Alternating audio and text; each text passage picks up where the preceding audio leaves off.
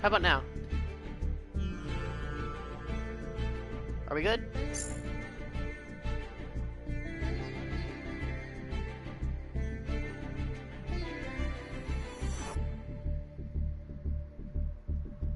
Hello? Hell yeah. Alright, cool. So this is your basics, right? This is your opening thing. We're having a campaign for a new deck. So when you start a new game, you can follow somebody's account, and you can get a free deck for it when you reach like Bronze 5 or something. That's with this friend thing over here. Got your Duel Pass. The top one is for free. The bottom one is 700 gems, which is easy as shit to get for free. So that's how you can get the rest of those, and it pays itself off. And plus you get more currency and stuff to craft more cards. Remember, you only need 30 to craft a card. That's the same for every single card. See, this is Miss Fiend. It's my Fiend account. So you have a bunch of different Fiend decks on here. This one is my pet favorite deck, Evil Eye. With lots of Evil Eye cards, including the boy, the twink himself.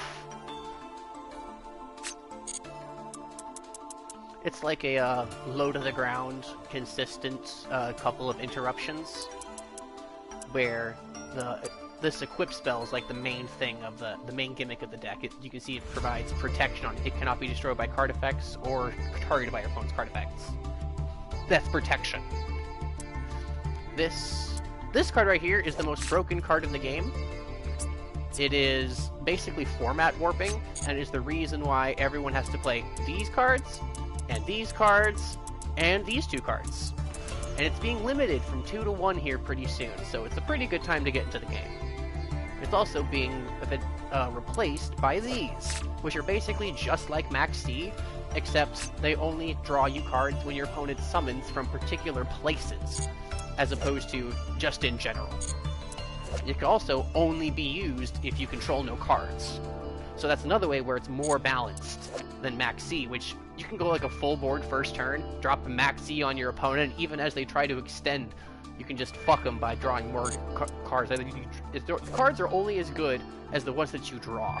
So you can draw a bunch of engine and shit, but that's not going to help you on your opponent's turn. So that's where hand traps come in.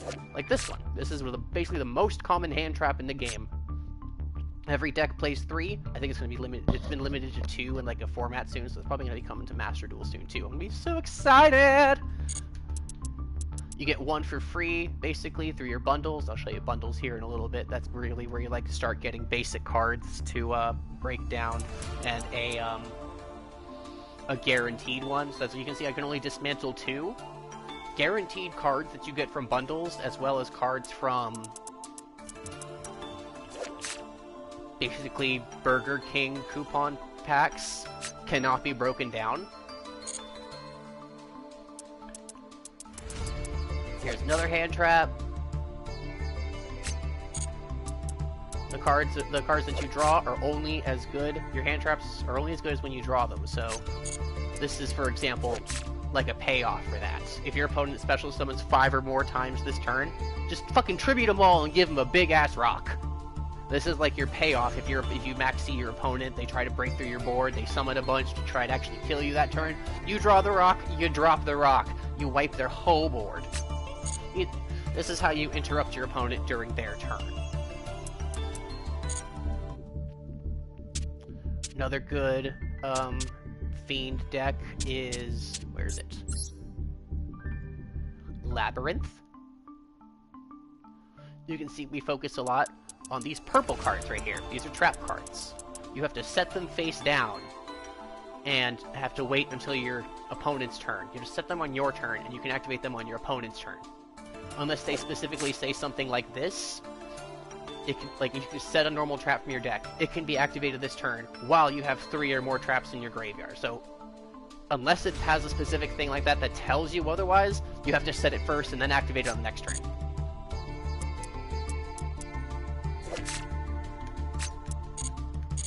And yeah, that's like a low-to-the-ground control deck.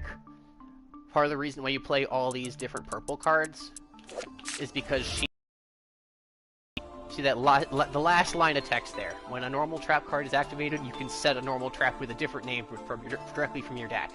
Any normal trap card in the game. Okay? Any of them. When you look at the text here on like this board thing, on this description right here, you can see it lays out the effects in a little bit more of a readable fashion. You can also see the words that are going to be repeated all the time. You can only use the following effects once per turn. You can only use this card's effect once per turn.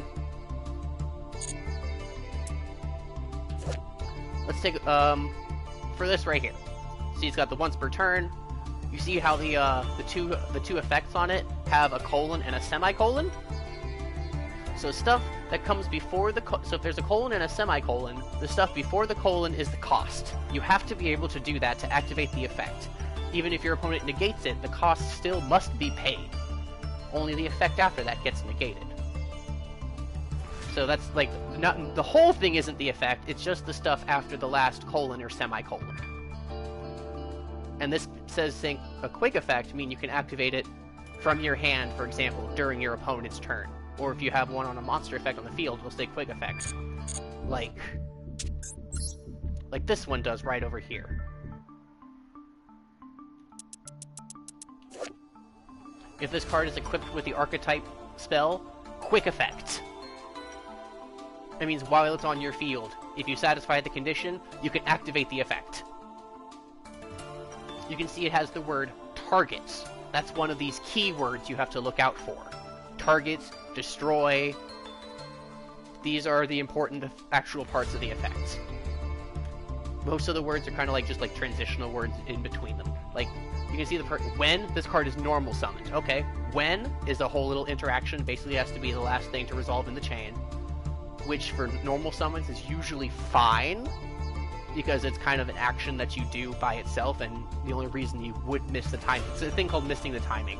The only reason you would miss that in this case is if you have like an effect that would let you normal summons.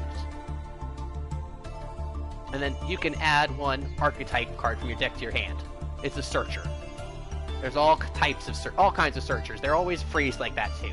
You can add one archetype card from your deck, sometimes from your deck or graveyard, to your hand, and usually also excludes itself. Another example of a searcher, field spell. When this card is activated, you can add one Evil Eye card monster from your deck to your hand. There's your when there. That basically means when you activate it, if your opponent pops it with a card, the effect fizzles. It has to remain on the field in order to resolve. But that's only for the spell and trap cards. If, for example, this card right here, when this card is normal summoned, let's say your opponent then activates an effect to pop it on the field. Because it's a monster, the effect still resolves. Only if it's like a spell or trap card like this, the card still has to stay on the field to resolve. So this is where you start getting into like the context of where the words start working a little bit differently depending on what card they're on.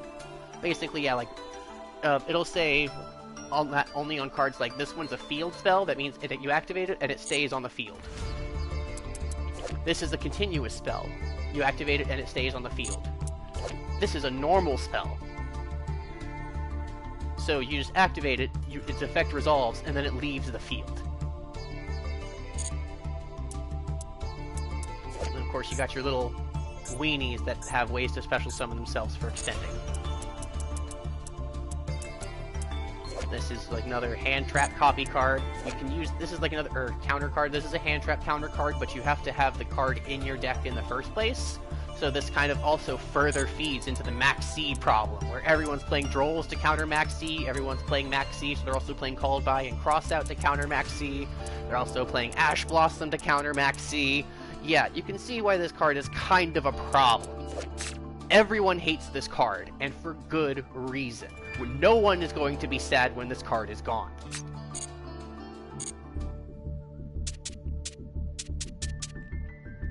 What other kind of Fiend deck am I playing in here? We've got just generic Fiend stuff, I suppose. So let's take a look at this one. So this is a deck that contains an engine, like I was telling you about the other day. Specifically the Fiendsmith engine. So you've got your normal stuff, like your Yubel, Spirit of Yubel. This card's the one that summons them. This is your 1-card starter for that. You can tribute this card, special summon a Yubel monster from your deck. So we got a level 1 for 1, so you can summon it from your deck in case you don't draw it. Or with Fiendsmith, the reason why we play Fiendsmith in here is because I prefer to add engines that actually work with the main engine. So if you start with Fiendsmith, you can go into, for example, Aerial Eater to pitch from your deck. If you don't draw it, you're starting. And then use this guy to summon it. So you can use one to get into the other. And if you draw both, you don't have to waste material on getting into the other. You can just do. You'll notice these cards in pretty much every deck. Your max C, basically, cards. Imperm is another incredibly popular hand trap. It's called a hand trap, but even though it's a trap card, I mean, that's normally, you think it's called that, right? Because it's a trap card. A hand trap has to be a trap, right? Not so much. It's more like a card you can activate from your hand during your opponent's turn. Like this one. You're never summoning Ash Blossom, right? You're using it to negate one of the following effects that's listed on it. But this is like, if you control no cards, you can activate this card from your hand. So it's a hand trap in that fashion. But it also has an additional effect if it's activated from when it's set, in which it negates the effects of all other spell traps in the column for the turn. So you can use that to actually kind of counter and negate your opponents. So it's like, let's say they have a monster that you're trying to negate, and you flip this card to target up to negate it. But there also happens to be a spell trap in this card's column. It will negate both of them! Wonderful. This is why everybody loves Imperm. This is one of the types of cards that, there's two types, like there's Triple Tactics Talent and Triple Tactics Thrust. They're basically cards to play against your opponent's hand traps if your opponent activates a monster effect during your main phase. So that's a hand trap. Almost everyone's playing them. So if they just activate it, this card's live. Draw 2 cards. Oh, you know, Pot of Greed. The banned card? Yeah, your opponent fucking Ash Blossoms or Max sees you. Pot of Greed! Or raid a card from their hand. Rip out their starter. Rip out any other hand traps. Gain hand knowledge. This is also one of the cards you can get from the bundle. You can see I have 2, but I can only dismantle 1, because you can get 1 guaranteed from one of the bundles. I'll show you the bundles here in a second. Actually, let's go ahead and do that before I get to the showing you DDD stuff. So this is the shop. This is where you get. This is the selection pack. These are cards that can. These are packs that contain. The only cards you will pull in a selection pack are cards listed in its inclusion. So if you pull, there's only 85 cards in this pack. So if you pull from this, you are guaranteed to pull from this list of 85. That's a selection pack. Then we have secret packs. Secret packs are themed around specific archetypes, usually a combination of 2 archetypes. And they'll have a smaller amount of guaranteed cards, but they'll only be in half of the pack. The other half of the pack could be literally fucking anything.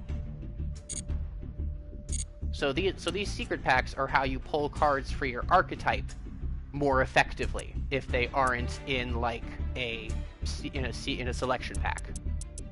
You can see we got Yummy up in here, right?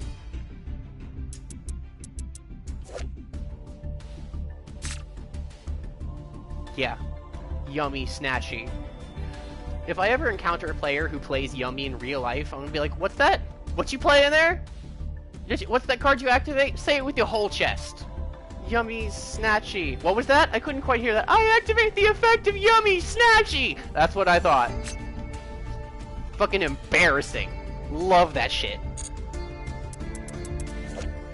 Just look at these little cute fuckers.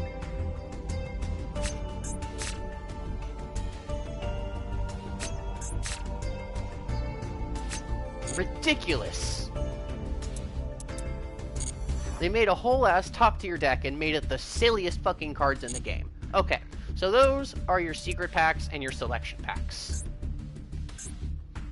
There are also structure decks. These are generally older decks somewhat, but they also contain a bunch of guaranteed cards, including URs that might be good in other decks. Like this one right here, it's a generic Searcher. Discard a card, add 2 dragons with specific stat lines. If you have any deck that uses dragons that fall within those stat lines, this will work for them. This doesn't have to just be with this Blue Eyes deck. And there's ones for for a bunch of different ones. Here's one that's another Pendulum deck. Okay. You can tell it's a Pendulum because it's got that little weird fucking thing in the middle. So that means it can be a monster if it's in the monster zone, or you can place it in your Pendulum zone and it's treated as a spell card and uses that other line of effects. The one in the middle there between the numbers. So that's what makes it a Pendulum. They're stupid. Everyone hates them. You can also have little guys just hang out with you. You just want this. You can have just this little guy right here sitting on your field. Look at this cute fucker. You can just have them chill there on your field while you're playing, cheering you on. For specific decks, just random cuties, cool monsters. These are your cosmetics. Now we get to the bundles. So there's these special bundles that they will have sometimes, but I find generally aren't worth it because they don't give you enough packs for what they're worth, right? Like this one is worth 2,400. A pack of a normal pack is 100, but they only give you 10 here. The rest of the money, the rest of the 1,400 gems is all going towards cosmetics. Bullshit! Here's the shit where it actually counts. These are your bundles.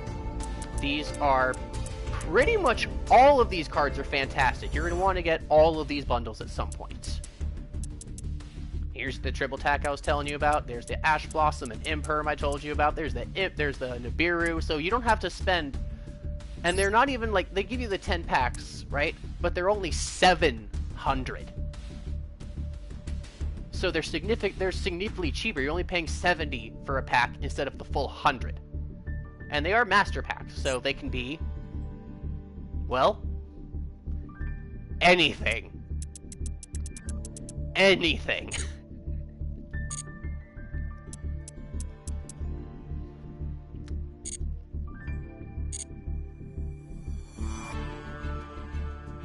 The reason why you're able to build up enough gems to build new decks, like I have most of these ones I have over here are like combinations and variations of decks. But there's still like 5 or 6 different archetypes I have going on in here, right? And the reason why you're able to do that within a decent speed is because, one, you can see you gain rewards through... You gain gems through winning games, ranked games.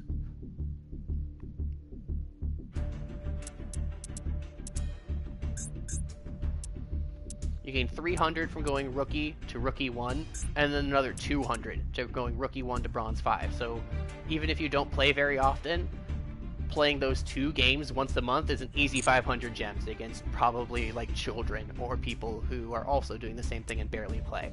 The other way you get a decent amount of gems is through these daily missions. So I have 160 gems of daily missions right here. I get all these, I get a win in ranked. You can get 200 to 400 gems a day.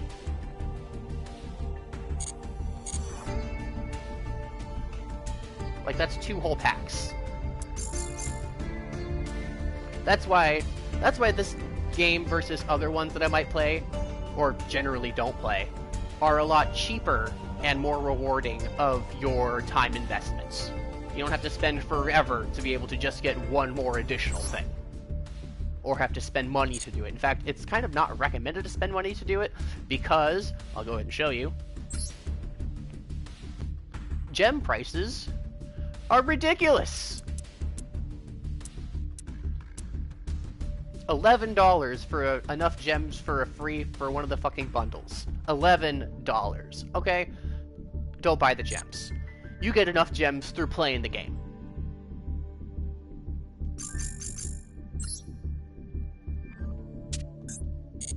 Let's just look at this one so we don't have to look at the hand traps. You see the hand traps in every single one.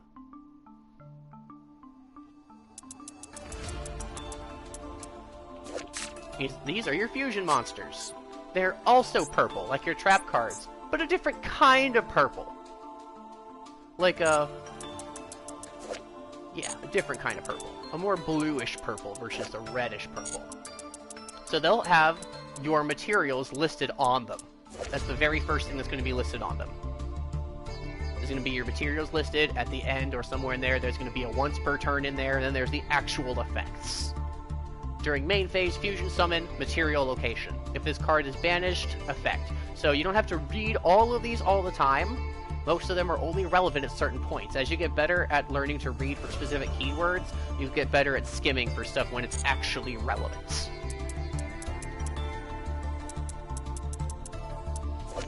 Your regular weenies. Right? Like this is compared to Hearthstone and other types of games, the weenies are more used as combo pieces to get to bigger things, as opposed to buffing them themselves.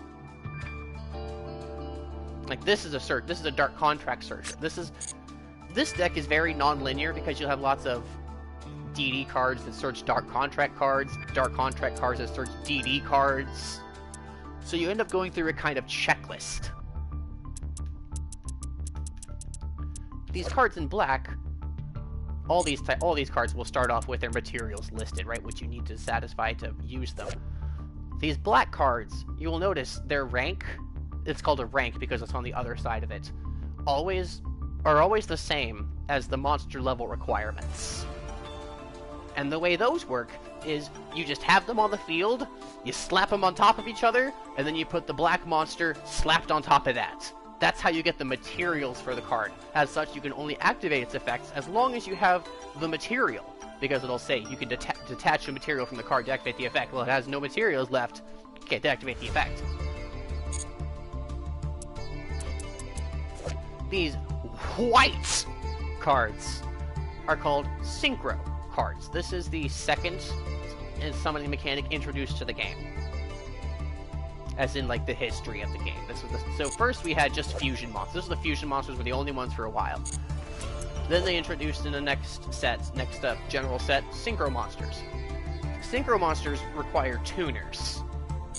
And you'll know it's a tuner because it'll say on the card that it's a tuner. And then you add the tuner and non-tuner levels together. And that's how you get a synchro. So you do a little bit of math there, but not really, you know? It's like 2 plus 4 gets 6. And then the 6 can summon that 2 back, so you can go into 8. And that way you're doing, synchro climbing into higher level monsters. Then you have the most generic in the game, Link monsters.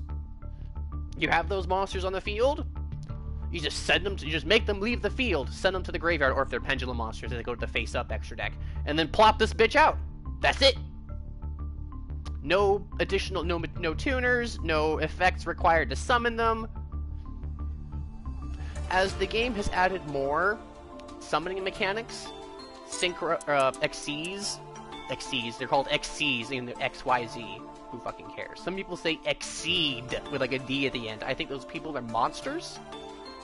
It's XYZ, or XCs if anything, because they're not all capitalized, so whatever, right? You just have the monsters of those levels on the field, and you plop them on there.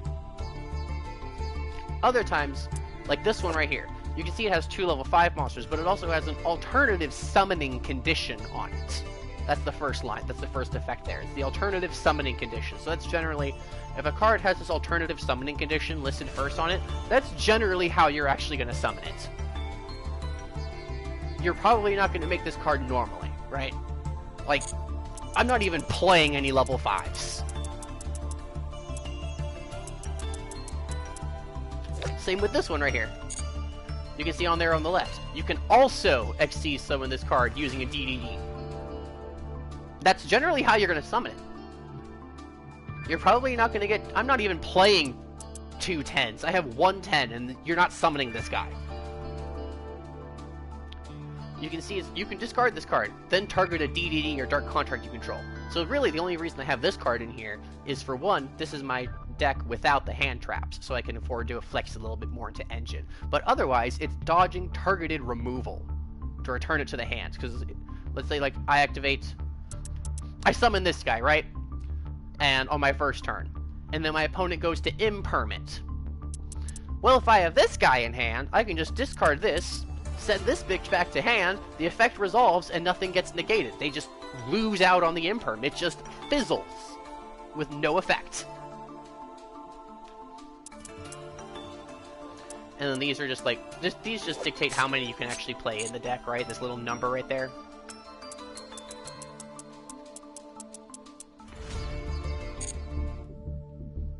Yeah.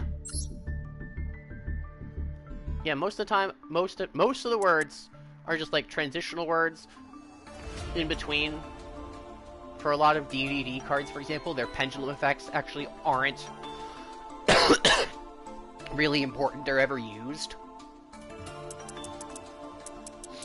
The only one that really is like this one. All these others, like, I'm never activating that pendulum effect. I might activate this pendulum effect. It's like a spell trap removal if I'm going second or something, or if I want to proc this one's effect. You can see it's got an alternative summoning condition to start.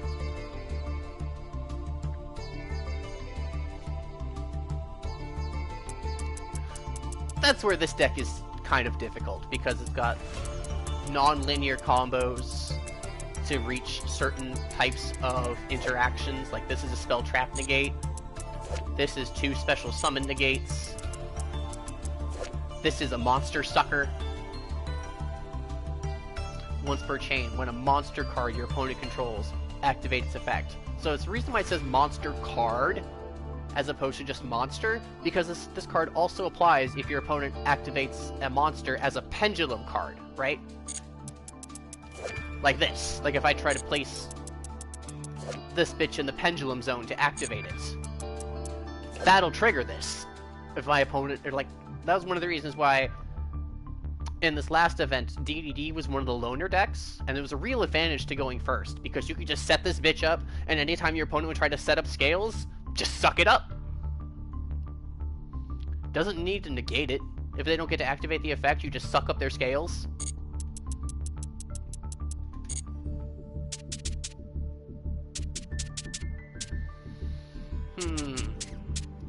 I have this is my branded. Branded is one of the archetypes, one of the last deck that was given away as part of the campaign. That's why you can see I can't dismantle these, because it was given guaranteed as part of a new player campaign, new and returning players. This deck's about to be changed over from this deck, branded, to Sprites, which is,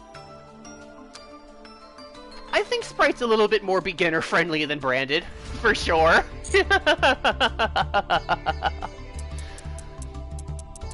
Like, you get all of these ones for free. It's not all the ones you'll want for the archetype, right? Like, you see I'm missing these ones that I'll want to play in it.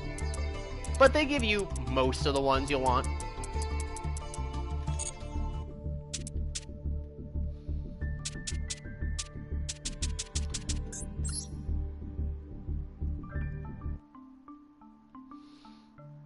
I need to change this list a little bit. I've broken down some of these cards. I don't remember the last time I played Unchained anyway. So if I were to play a deck for you in like a bots game, which you only have like 30 minutes, so I'm probably running like most of the way through that already. So we're not going to do that right now. We're not going to go into a game and show you basic stuff. But some of the basic things, like you want, as far as like actual like game mechanics go, like player actions, what you can do outside of like the individually listed card effects and whatnot. You can see this card says, if this card is normal or special summon, you only get 1 normal summon per turn. And that's when you take a monster that is below level 4, and you can just place it from your hand into the monster zone. you can normal summon higher level monsters, but they require tributes to normal summon. So a lot of people don't play those types of cards that actually get tributed. They usually only like play like these higher level cards that have ways to special summon themselves, right?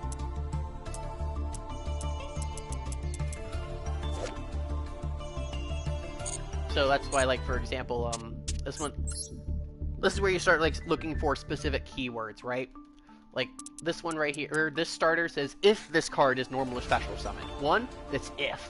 So that means it's not going to miss timing. If you summon it, it doesn't leave the field by the time you go into the next chain, right? Its effect will activate, even if your opponent gets rid of it, or if it's not the last thing to resolve in the chain. And it's normal or special summoned. Special summon is done by an effect. You don't just have, like, in regular ass, you can't just special summon something just because, right? Something will say if you can special summon something. You also get one pendulum summon per turn, which most decks don't play pendulums, so it doesn't really matter. Plus there are cards like this one. You can deduct an additional pendulum summon. So I can do 2 per turn, but half the time when I play this deck, I don't even need to do that. I'm just using it for its other effect over here.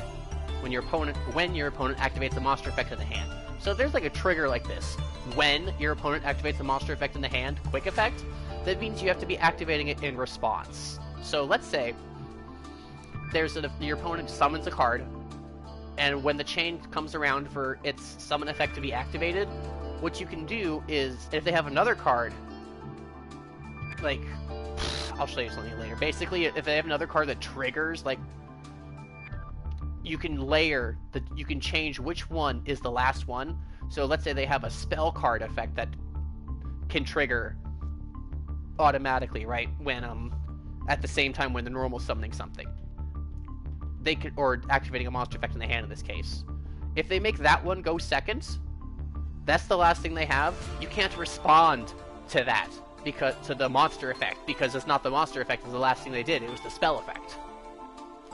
That's where the when comes in versus if on that. So if this, for example, said, if your opponent activates a monster effect in the hand, anytime when they activate a monster effect, it doesn't matter how they layer the interactions or triggers from there, you'll still be able to activate this and have the negates.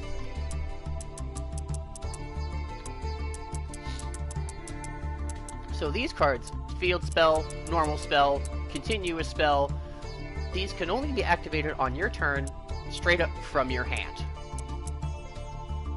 Then there's trap cards, which you set, sometimes from your deck or whatever, and you activate them on your opponent's turn after being set.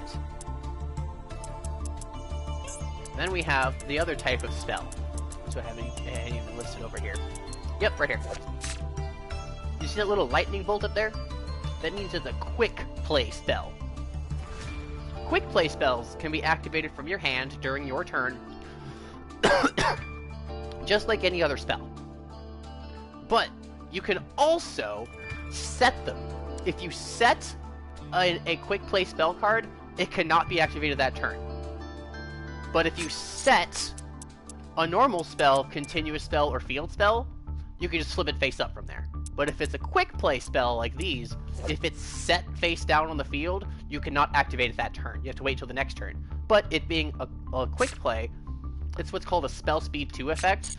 Just like these regular ass cards you summon, like this regular summon, normal spell, field spell, continuous spell, these are spell speed ones. You're not activating them in response to anything, right? There's like the straight up action. Then there's Spell Speed 2, which can be activated in response to things. And that includes trap cards and spell cards, quick play spell cards. If, for example, when an effect like this is activated, they have to respond with something similar, of a similar speed or higher. And there's only one speed higher than this, technically. See, I have any of them down here. I don't. Okay, there's a type of trap card that's spell speed 3. And it's a counter trap. When a counter trap enters the chain, and counter trap enters the situation, you cannot respond to a counter trap with a quick play spell or a quick play monster effect, or a quick effect monster effect, right? That's spell speed 2. If a counter trap enters the situation, you can only respond to that in the chain with another counter trap if you have any. And nearly any counter trap has to be already set face down on the field in order to do that. There's no counter traps, as far as I know, that can actually be activated from your hand. Except for, I think there's one, like this one archetype spell, or one archetype trap card, but every single one of these will have an effect that's like, they're supposed to respond to something. That's why they're called counter traps. Like, there's not going to be a counter trap that just says, do this thing, right? It's when or if your opponent does this thing. That's why it's a counter.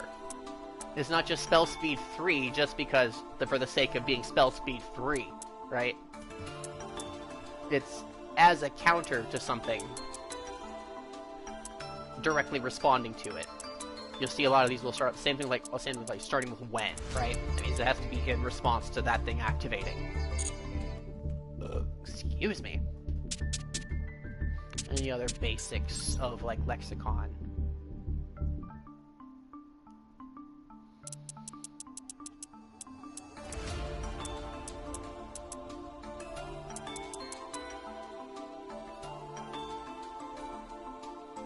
The what's per turns, when's triggering. Here's another hand trap that's been, these are newer hand traps, kind of. If your opponent controls a card, you activate this card from your hand. That's why it's a trap card that's a hand trap. These are the Dominus cards, and Dominus cards will have restrictions on attributes of monster effects that you can activate for the rest of the duel if you activate it from your hand. So if you set this card face down, it doesn't affect that, right? So this says, if you activate this card from your hand, you cannot activate the effect of wind, light, earth, or wind monsters for the rest of the duel. So that's Max C and Droll and Lockbird. If, for example, my opponent, I Max C my opponent, I do it before I do Dominus Impulse, because I don't want to lock myself out of it. Then I use Dominus Impulse in response to something, right? If I later, from like a Max C, draw into Droll and Lockbird, because I activated Dominus Impulse from my hand, and Droll and Lockbird here is a wind, I cannot activate its effect for the rest of the duel. This is what makes these Dominus cards not necessarily perfect for every deck, but if you can play it, they're good. And each of the Dominus cards will lock you out of different types. There's 4 thus far. There's this one that's light, earth, and wind. There's another one that's dark, fire, and water. And then there's 2 others that haven't been introduced into the game yet, I think.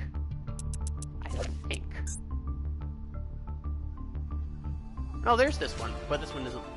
This one also, like, all the Dominus cards will lock you out of monster effects in a different case, right? If you activate this card from your hand, you cannot activate the effects of monsters in your hand, graveyard, or banishment until the end of the next turn. So that one's not a permanent turn lockout.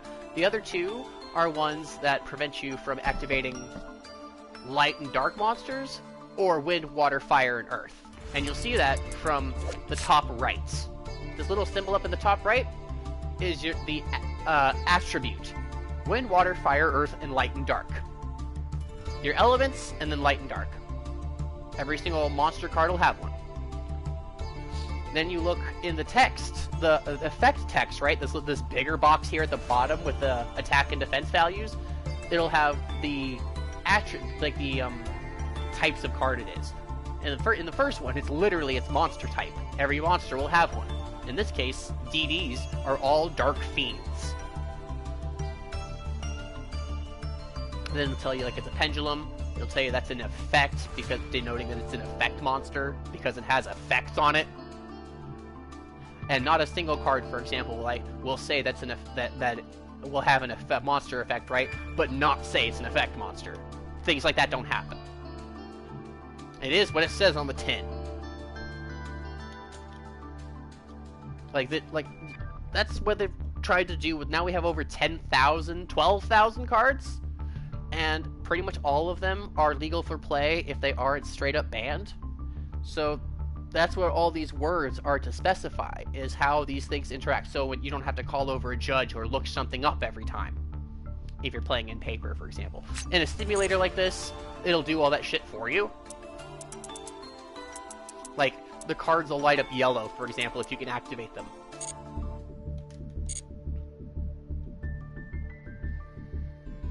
When you start playing, one of the first things I'll have you do is go over here to your game settings. Self-chain, activation, custom. So you can have change to confirm activation. Hold to cancel button to not confirm activation. What these mean is, if, let's say it'll pass to your turn, or to your priority to activate something if you have something available, right? Well, your opponent will see that, and depending on the thing that they activate, let's say they activate a card that adds from their deck to their hand, and they see it pass over to you to potentially activate something. Well, they'll see that you have something to activate, and they can figure out, oh, if it's in response to that, it might be an Ash Blossom. It might be that Dominus card that adds from deck to hand. It might be another hand trap that can target my monster on the field and negate it.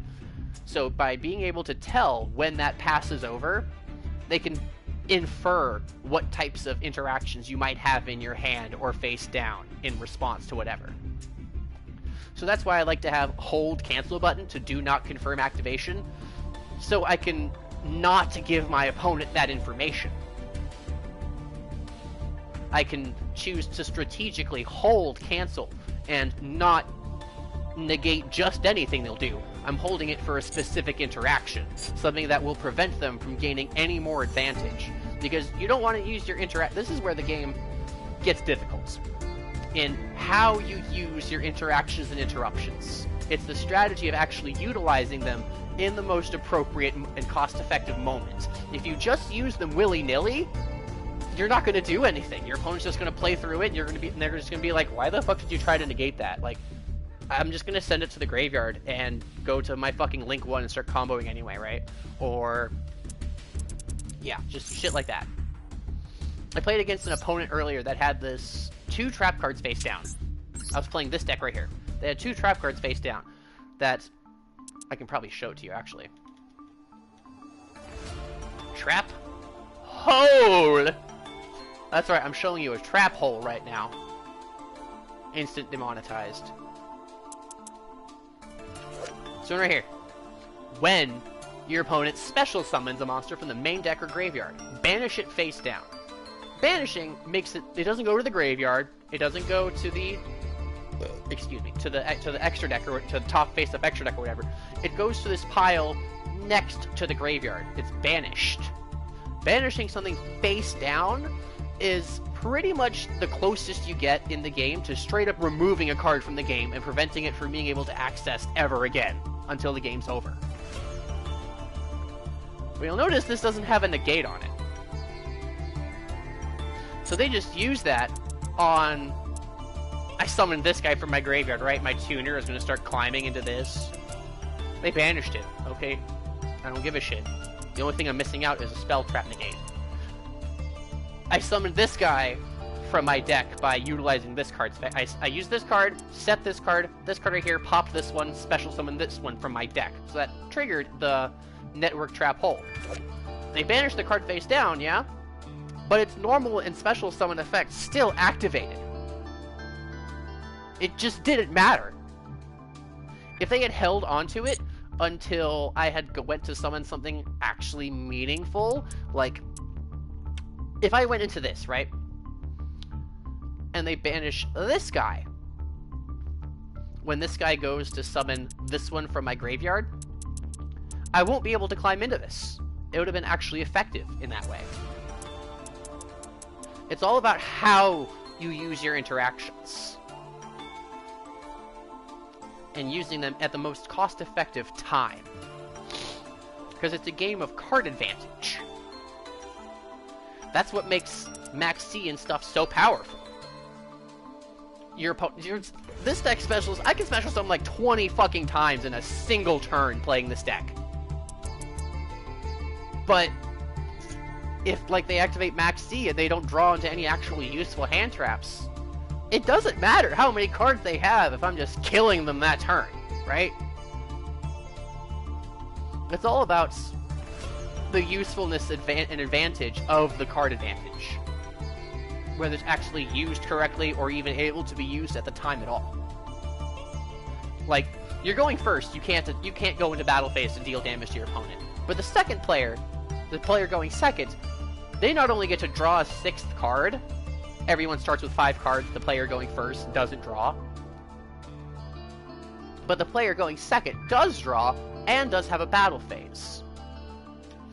You might think that's, like, kind of powerful, and it kind of is, but given the tendency of decks like this and others that on their first turn set up a board with several types of interactions and negates, you're going to need all those cards.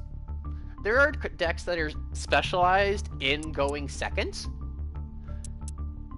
but those are fewer and far between.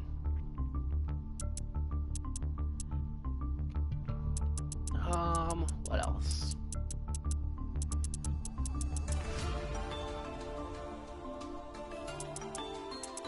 Here you go. Links. This is link material. You see this guy is a link 2. That means it's got 2 arrows on it pointing to different zones. If you're in a special zone from your extra deck, if they're not a fusion, synchro, or Xyz monster, you're just summoning via their natural effects, you have to summon it to your extra monster zone, or a zone that a link monster points to. This is how they nerfed being able to just summon all your pendulums back every turn. Because that used to be a thing. It was kind of a problem. So they fixed that by making it so if you want to special summon pendulum monsters from your face-up extra deck because they already left the field, they have to go to that extra monster zone, or go to a zone that is pointed to by a link monster. In fact, when they first did it, they kind of overdid it and made it so if you wanted to special summon a fusion, synchro, or Xyz monster, they also had to go to the extra monster zone or a zone that a link monster points to. But this ended up fucking over decks that, 1, didn't have a link monster yet, and 2, required climbing from different, like, synchros and fusions, right?